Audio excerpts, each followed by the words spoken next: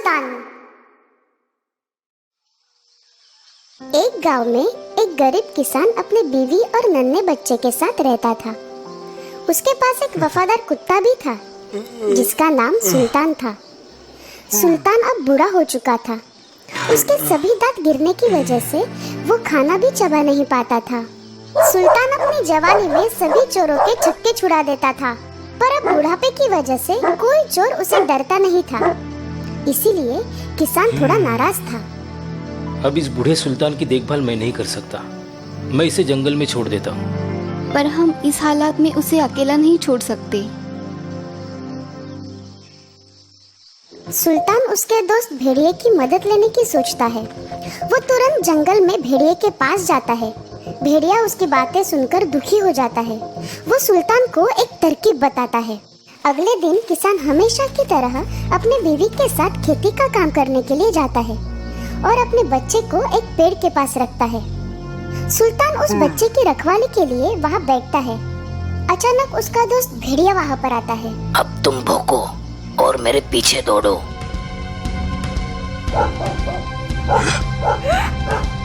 ये देखकर किसान और उसकी बीवी डरकर उसके पीछे भागने लगते हैं। सुल्तान अपनी पूरी जान लगाकर भेड़िया के पीछे भागता है। भेड़िया जंगल की एक अंधेरी गुफा में घुस जाता है। सुल्तान भी उसके पीछे पीछे जाता है। ये लो, अब तुम इस बच्चे को लेकर वापस जाओ। फिर तुम्हारा मालिक तुमसे खुश होगा और मालिक का तुम पर विश्वास बढ़ जाएगा। शुक्रिया मेरे दोस्त। बच्चे को सुल्तान के साथ सही सलामत देखकर किसान खुश हो जाता है और वो सुल्तान से माफी मांगता है। मुझे माफ कर देना मेरे दोस्त। अब तुम हमेशा मेरे साथ रहोगे। उसी रात भेड़िया किसान के घर जाता है। अरे दोस्त, तुम अचानक यहाँ कैसे? मैंने तुम्हारे लिए जो किया है उसके बदले में तुम मुझे क्या दोगे? बोलो दोस्त, तुम्हें क्या चाहिए? देखो, मुझे बहुत भूख लगी है और मुझे तुम्हारे मालिक की एक भेड़ खानी है। क्या? नहीं, मैं तुम्हें भेड़ नहीं दे सकता। तुम नहीं दोगे तो मैं छीन लूंगा। तुम्हें कुछ नहीं मिलने वाला। चुपचाप निकल जाओ। तुम मुझे नहीं रोक सकते।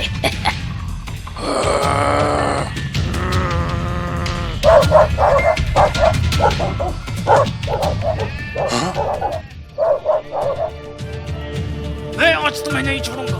मेरी भेड़ खाएगा तू। रुको रुको भेड़िया, रुको रुक।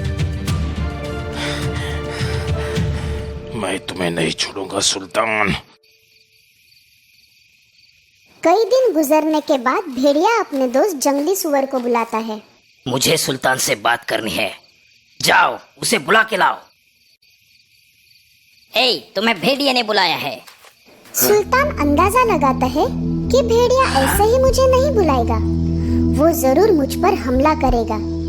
इसलिए सुल्तान उसकी दोस्त बिल्ली को साथ लेके जाता है, जिसकी पूंछ दूर से तलवार जैसे दिखती थी।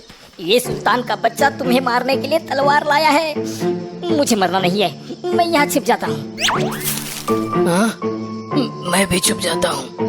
सुअर पास की झाड़ी में छुप जाता है और भेड़िया पास ही के पेड़ पर चढ़ जाता है। सुल्तान को लगता है कि भेड़िया अभी तक आया ही नहीं। तभी पास की झाड़ी में कुछ हिलने की आवाज आती है। बिल्ली को लगता है कि वहाँ कोई चूहा है, इसलिए वो वहाँ जोर से झपट मारती है तो सुअर डरकर भागने लगता है। बचाओ, मुझे मत मारो, मैंने कुछ नहीं किया। वो जो पेड़ पर है ना, उसके कहने पे मैं आया हूँ। हैं? अरे दोस्त, तुम ऊपर क्या कर रहे हो? तुम्हारा दोस्त तुम्हें मिलने आया है। नीचे आओ। ये सोचकर कि भेड़िया होकर भी मैं एक कुत्ते से डर गया, भेड़िया बहुत शर्मिंदा था। एक अच्छा दोस्त ना हो पाने की वजह से उसे बुरा भी लग रहा था। लेकिन जैसे ही वो सामने आया, बूढ़े सुल्तान ने उसे बिना बोले गले लगा लिया। भेड़िए ने सुल्तान से माफी मांगी और अपनी दोस्ती कायम रखने का वचन दिया। तो दोस्तों, इस कहानी से हमें ये सीख मिलती है कि हमें किसी का विश्वास नहीं तोड़ना चाहिए।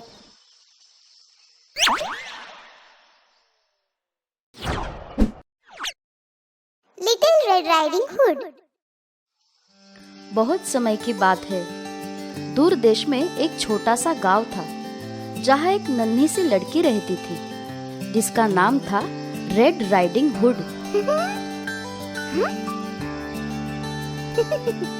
उसके पिछले जन्मदिन पर उसकी दादी माँ ने उसे एक लाल रंग का कंटोप उपहार में दिया था। अरे वाह, शुक्रिया दादी माँ। उस नन्ही बच्ची को वो कंटोप इतना पसंद था कि वो जहाँ भी जाती उसी को पहन कर जाती थी। इसीलिए उसे प्यार से सब रेड राइडिंग हुड बुलाते थे।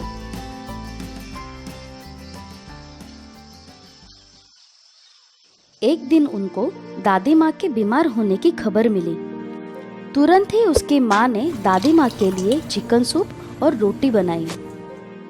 उसे एक टोकरी में डालकर वो टोकरी माँ ने रेड राइडिंग हुड को दी और उससे कहा, याद रखना रेड, जंगल से गुजरते वक्त सीधे रास्ते पर चलते रहना।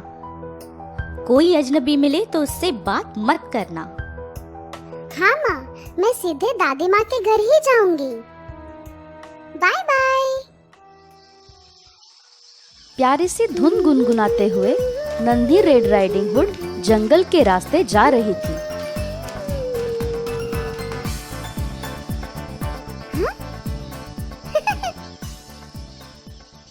तभी उसकी टोकरी से निकलने वाली मजेदार खुशबू ने एक पेड़ के नीचे सो रहे भेड़िए को जगा दिया।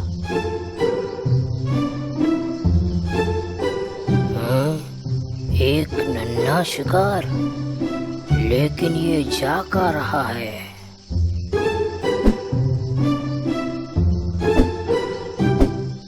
कैसी हो प्यारी बच्ची, क्या तुम मुझे ये थोड़ा सा स्वादिष्ट खाना चखने को दोगी? मुझे माफ कर दीजिए, मैं ये नहीं दे सकती।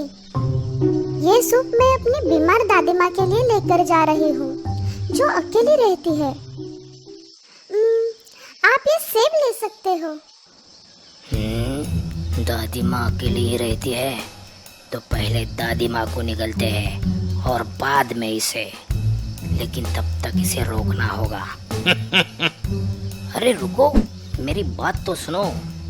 मुझे पता है कि तुम्हारी बीमार दादी माँ कैसे ठीक हो सकती है। सच में? पर कैसे? क्या आप मुझे बता सकते हैं? वह जो तुम स्ट्रॉबेरीज देख रही हो, उनमें जादुई शक्ति है। उनमें से थोड़ी अपनी दादी माँ के लिए ले जाओगी तो वो जल्दी ठीक हो जाएगी। अरे वाह, आपका बहुत बहुत धन्यवाद। मैं अभी जाकर थोड़ी सी ले लेती हूँ। चलो, पहले दादी माँ के घर चलो। नन्ही रेड अपनी दादी माँ के लिए रसीली स्ट्रॉबेरीज चुन रही थी। तभी भेड़िया वहाँ से दादी माँ के घर की ओर भाग निकला। उसने सोच लिया था कि वो पहले दादी माँ और फिर रेड राइडिंग हुड को निगल जाएगा। जैसे ही भेड़िया दादी माँ के घर पहुँचा, उसने देखा कि दादी माँ पलंग पर आराम से सो रही है।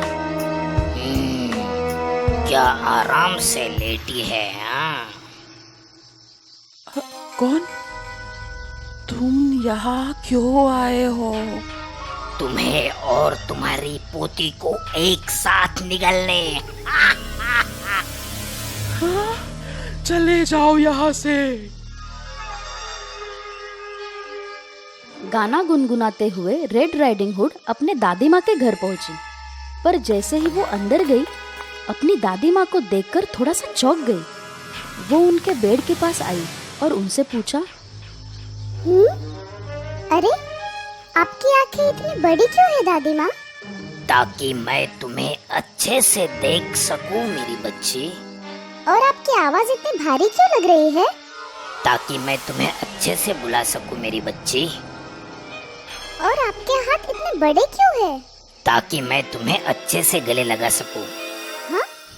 और आपका मुंह इतना बड़ा क्यों? ताकि मैं तुझे पूरा निगल जाऊं।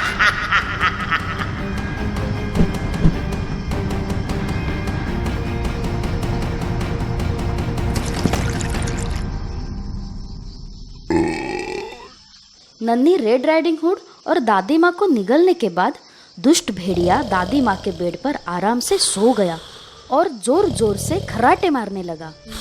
एक लकड़हारा दादी माँ के घर के पास से गुजर रहा था। तभी वो घर से आने वाली अजीब खर्राटों की आवाज सुनकर रुक गया। उसे समझ आ गया था कि कुछ तो गड़बड़ है और वो तुरंत ही दादी माँ के घर के अंदर चला गया। अरे, ये दुष्ट भेड़िया दादी माँ के बेड पर क्यों सो रहा है और इसका पेट इतना गुड़गुड़ क्यों कर रहा है? अरे नहीं, इसने कहीं दादी माँ को तो नहीं निगल लिया। अब इस दुष्ट भेड़िए को एक अच्छा सबक सिखाता हूँ। लकड़हारे ने भेड़िए का पेट चीरकर दादी माँ और रेड राइडिंग हुड को सही सलामत बाहर निकाल दिया। लकड़हारे ने उसके पेट में एक बड़ा सा पत्थर डाल दिया और दादी माँ ने उसका पेट सी दिया। ओ दादी माँ, मैं कितना घबरा गई थी। इस दुष्ट भेड़िए ने आपको कोई नुकसान तो नहीं पहुँचाया ना? मेरी प्यारी बच्ची, मैं ठीक हूँ और तुम्हें देखकर मुझे बहुत खुशी हुई। तुम्हारा बहुत बहुत धन्यवाद। इसके बाद तीनों चुपचाप छिप गए और भेड़िए के बाहर आने का इंतजार करने लगे। भेड़िया अपनी नींद पूरी करके उठ गया। उठने के बाद उसे बहुत ज्यादा प्यास लगी हुई थी। अरे मेरा पेट इतना भारी क्यों लग रहा है?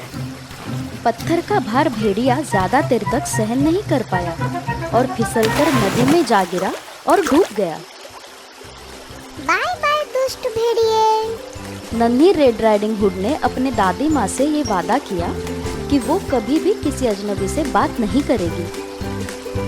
उसने लकड़हारे का भी शुक्रिया अदा किया और फिर उन तीनों ने हंसी खुशी एक साथ पूरा दिन गुजारा और मजे से साथ बैठकर चॉकलेट केक खाया। मुझे और दादी माँ को बचाने के लिए धन्यवाद।